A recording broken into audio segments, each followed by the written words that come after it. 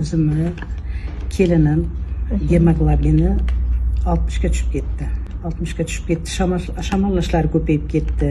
O'shanga men bu nano balzamimizni Perfecta Vitalita Lux'ni o'zida shunaqa foyda ko'rdik. 2 kunning ichida umuman haligi oyoq qo'li qaqshab o'tirib qoldi, yura olmay qoldida xullas.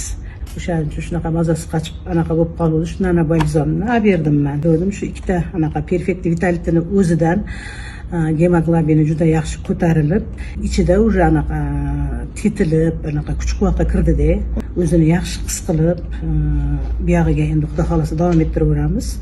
Chiqyapti hozir. Nimasi juda ham yaxshi, juda chaqqon bo'lib, bolalariga ham qarab, o'zini eplab qoldi. Nevaralarimiz ham anaqa bu gijja ham haydar ekan-ku, foyda beryapti ularga ham. Uyqulari yaxshi. Endi men o'zimni yana bitta navaramga ham berganman, sal oldinroq bundan. Unga o'sha ichidagi gijjalarini haydagan, rosa yaxshi foyda bergan. Nima deydi? Enurez deydimi? Chekka siyib qo'yardi. 5 yoshlik navara. Siyib qo'yib, men nima qilishimni rosa doktorlarga ko'rsatganman. Har oy sayin doktorga yugurardik-da. Navaramda ham 10 kunning ichida o'sha siyish holati qolib ketdi.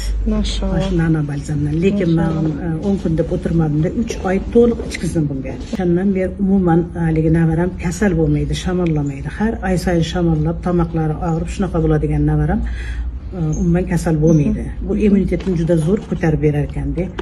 Immunitetni ko'tarilgandan keyin u bolalarga tez ta'sir qilar ekan. Kattalarga sal sekin bo'lsa ham, bolalarga tez ta'sir qilar.